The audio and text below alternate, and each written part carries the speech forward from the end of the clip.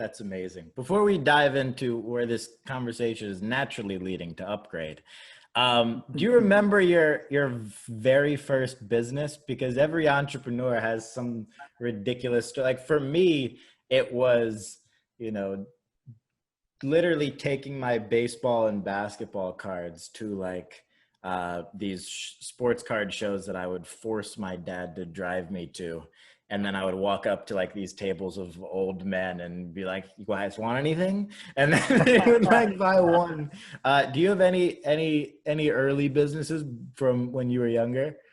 So outside of like, stealing my mom's vegetables out of her garden and selling them at the cul-de-sac, which then That's good. they forced all of the neighbors to come and buy.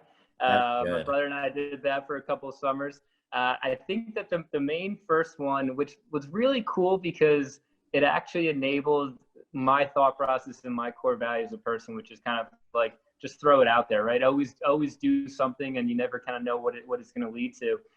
Was actually in high school, and it started a nonprofit. We watched literally, and I grew up in New Jersey, kind of in the horse country world of New Jersey, and it's called the Garden State for a reason.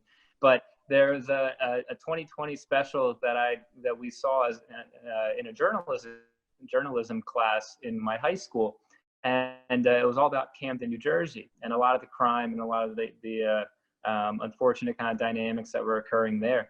And I was like, this is crazy. This is 35 minutes away from me.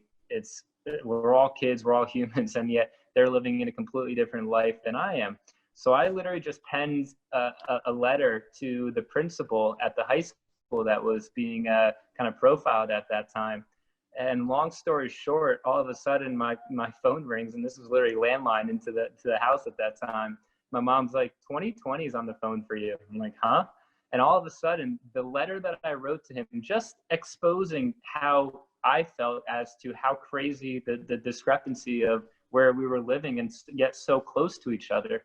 And all of a sudden, 2020 kind of built this whole little thing about us going down there and working together and building a true friendship with both of the high schools and working together and having both their arts program come up to our stage, and then our kind of sports teams go down there.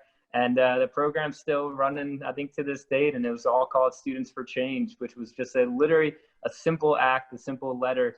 And now we've created this entire ecosystem where I think it's been pretty beneficial and really connecting people. Oh man.